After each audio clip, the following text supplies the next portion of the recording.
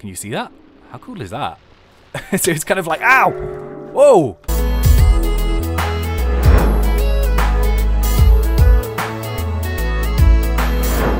What's going on, guys and girls? My name is James, or ThnxCya, and welcome to something a little bit different today, because we are going to be taking a look at the latest Minecraft Snapshot 14w25b. Now, some of you may have seen these changes already, but for the people who haven't, this is really cool, and I really wanted to show you it, because this is some awesome changes which are going to be implemented for the Minecraft 1.8 update. So you may notice we're in the middle of an ocean, and there's not very much. It's kind of, it's quite wet, and there's some squids and stuff. So, yeah, I think what we should do is we should pop one of these water breathings. We should pop ourselves a little night vision. And, yeah, we should take a look behind us. Dun, dun, dun! Check this out. This is so cool. And this is the brand new ocean-style dungeon slash monument slash temple style thing that they have put in ocean biomes. So really cool. I'm so excited for Mojang to be releasing some new randomly generating structures. I absolutely love these, and I actually heard a rumor that they're going to be introducing some more. So this is kind of just the start, and as you can see from this kind of like little wooden platform, it's massive, really big. I think it's like 5 or 6 or 7 or 8 times bigger than the desert temples, and you may also see some random things sort of swimming around a bit. So yeah, this is the brand new ocean generation structure, and it's effectively like a monument, and it has lots and lots of stone and stuff, but inside there are a series of different rooms which may or may not contain certain things. So as well as that, there's also 2 brand new mobs, or like a variation of a brand new mob, which is called the Guardian, and as well as that you can also find the Elder Guardian, which sometimes spawns in the middle of this structure. Now, there's also some new blocks which are generated within this thing, the main one being this item called Prismarine, which is kind of like a variation on underwater glowstone, but there's also some other different blocks and stuff which we'll take a look at a little later on in the video. And as well as that, they've actually implemented sponges, which you can now get and use properly. So yeah, I think it would almost be rude not to take a little look around here. You can see one of these new mobs, and how they attack is they basically have this weird eye. Let's actually go and have a little look at you. Check this out. Oh god. Looks really cool underwater. But yeah, it's kind of got like this weird pufferfish style thing with the eye, and it is a hostile mob, so it will come and start to attack all of these squids. It will kind of like use its eye beam on them, as you can kind of see one doing here. Very cool indeed, and hopefully we'll be able to see one of the elder ones. I nearly said ender ones. Whoa, they're doing it all over the place.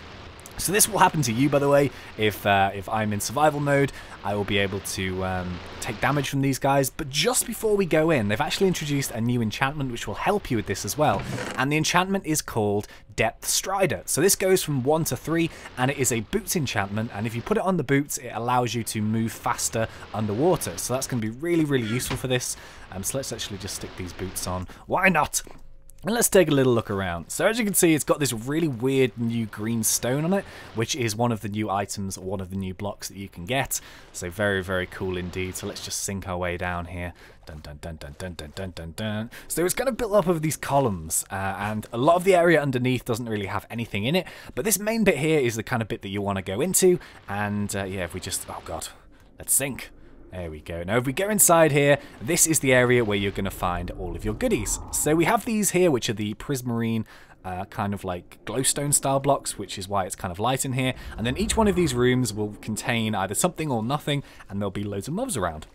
So maybe we should grab ourselves a sword here and sort of do a little bit of combat. So let's go game mode 0. Let's see what we can do. So I do have my water breathing and my night vision potion still on, and I can move relatively quick with these boots on, which is pretty cool. This is the first time I've actually been in one of these. I found the bit already. It's attacking me. Stop it. Can you see that? How cool is that? So it's kind of like, ow! Whoa! Did you see that? That was amazing. Okay, so what happens is they lock on you with your eye, with that weird eye, and then after like 3 or 4 seconds, it will give you mining fatigue for 5 minutes, which means you're really slow to attack. So that's pretty damn intense, especially when you're underwater. Maybe your potion's running out. There we go. Oh god. Hey. Come on. Yes. No. There we go. So we've actually stumbled into kind of like the main room here, which is, it's all about this block in the middle. Now, this block has to be mined because inside it contains some pretty cool goodies that we're going to want to get. So let's actually change back into game mode here, and let's just break it open. with a hand. There we go. So have we got anything good? There we go. So inside these blocks contain 4 big lumps of gold. Sorry, 8 big lumps of gold. So this is the main reason why you're going to want to come down here. I think my is my night vision worn off? There we go. This is the main reason, but it's going to be really, really tough to fight your way through all of these mobs. Now, these also do drop stuff, so they drop these prismarine shards, which can then be crafted into the blocks. They drop raw fish. They occasionally drop prismarine crystals, and they also drop salmon, pufferfish, and clownfish, and all that stuff. There we go. So let's try and find one of these elders, so we can have a little look-see as to what he is all about. Okay, so another feature which I've just found is basically these are kind of like on multi-level, so it's not just a ground floor, you can actually go up and down in these different rooms. And I was wandering around here and I saw one of these bits. Now this is kind of cool because check this out. I think this is like an air hole, so you'll be able to breathe under here. I think it's water, or is it not water? I can't quite tell. I think there's actually water here, but check these out. These are actually naturally spawning sponges. So these are wet sponges, and you can actually take these. Now, you can use these in kind of like the way sponges are supposed to be taken. So if you put them down near a water source, then they'll soak up 7 blocks worth of water, and you can actually dry them out again in the furnace and then reuse them. But these are naturally spawning. I don't think these are 100% certain in every single dungeon, but as you can see, there's quite a lot of them. So if you've got like a project that you want to do and you want to dry out loads and loads of water, this is the place for the natural sponges. There are so many of them around here. But yeah, I'm still looking around for that Elder Guardian, so fingers crossed about that. But yeah, let's see if we can find him. Good news, we found him. So yeah, I actually exited the kind of like sort of cave system style thing, which is found in the lower areas of this, and I went all the way to the top of this massive monument. And there's actually 4 blocks up here of the sort of like the prismarine, the glowy ones. And then I just broke through the floor here, and if we actually go down into the very top layer, ta-da! You'll notice this big boy. Now, this is the Elder Guardian, and as you can see, he's absolutely massive. So, I do know what one of the things he does. Ooh, I've not been down here, actually. I wonder if this is just... Yeah, this is just still the dungeon, but I must have missed it. So, it seems that when you're actually on the ground level, you can actually go 2 layers up, and you'll find this big boy right at the top here. Now, this one does actually drop wet sponge as like a mob drop, and it also has some different effects. So, if we go into game mode 0 and hope we don't die. Ow! This one immediately... Oh god, it's actually... Oh god, it's really powerful. Ah! Game mode... No, I'm gonna die. No!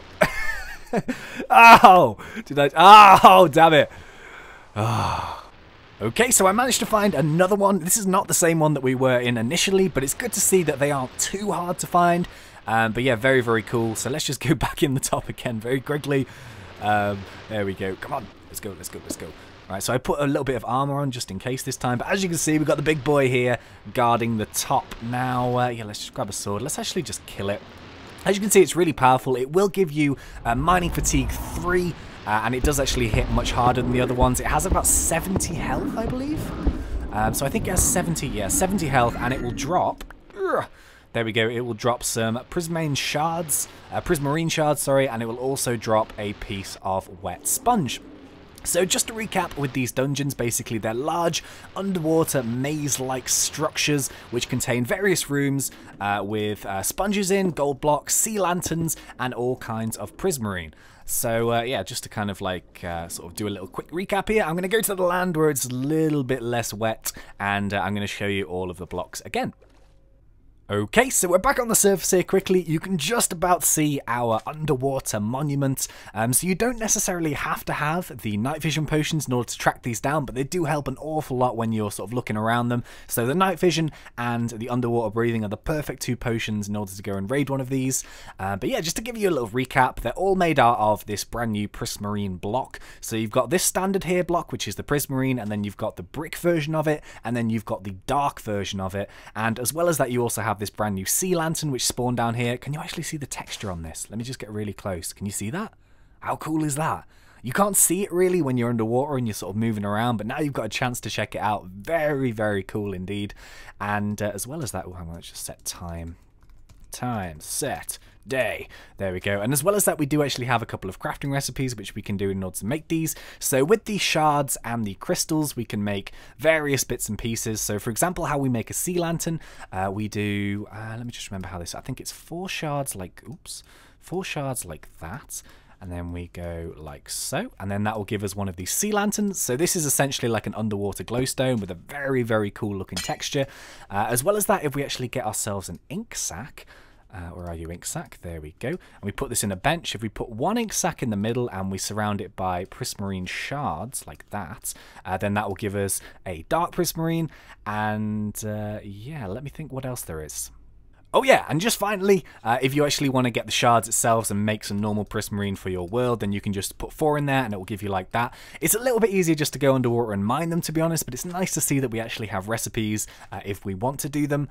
Now, as well as that, the only final major thing really in this particular snapshot, it has been a really, really good one, but it's this latest edition of coarse dirt. Now, this is a dirt that essentially doesn't allow grass to spread on it, so it's kind of weird, but it's very simple. You just make it out of normal dirt and some gravel. So if we grab some of that quickly, just stick it in a bench, we literally just go 1, 2, and then 3, 4 like that, and it will give us this coarse dirt. So yeah, it's kind of just like basically if you really, really like the look of dirt, which I don't think that many people do, but it's nice to have the option, then if you have grass all around it, this area will always stay as dirt. So that's kind of cool, I guess.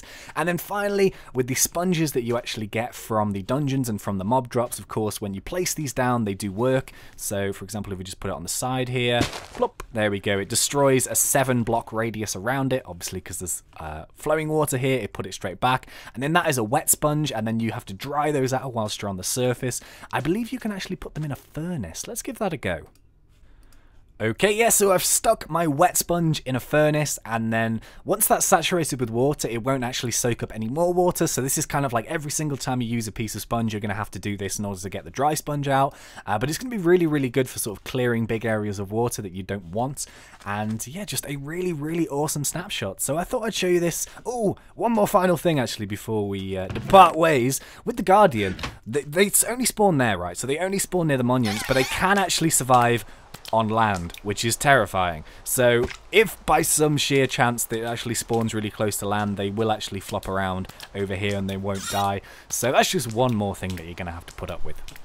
But yeah, really, really awesome update. I love the new structure generations, and apparently there's going to be some more of them. So as and when they come out, I'll definitely show you. But yeah, really, really excited for 1.8. There's going to be some awesome features, and I hope you are as excited as I am about the underwater monument.